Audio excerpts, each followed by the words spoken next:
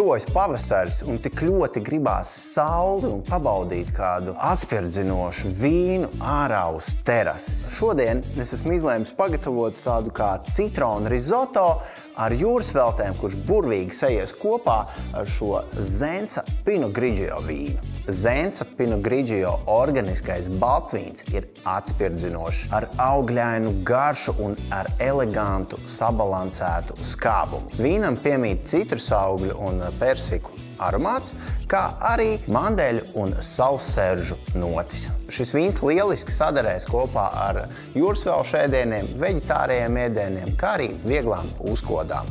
Sāksim ar pašu risotto bāzi. Sacepsim smalki sakapātus šalotas sīpolus, nedaudz ķiplokus, pievienosim rīsus, nedaudz viņus apgrauzdēsim un tad pievienosim pašu svarīgāko – vīnu.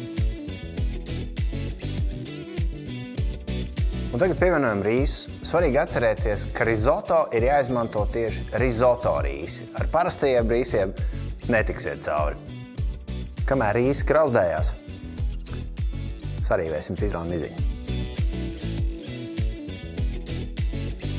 Un tagad pievienosim vīnu. Svarīgi atcerēties, gatavošanā lietojam to vīnu, ko mēs paši dzeram. Nevajag nekādus gatavošanas vīnus. To, ko dzeram, to arī lietojam gatavošanā.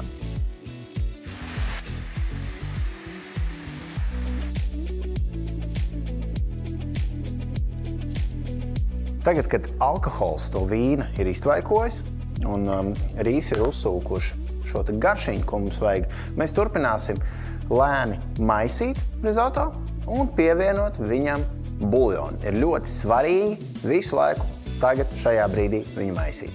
Brīdī, kad risotto jau ir gandrīz gatavs, mēs pagatavosim mūsu jūras veltes.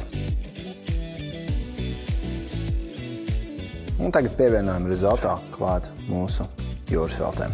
Risotto mums ir gatavs, viss, kas ir jāizdara, viņš skaisti jāuzservē.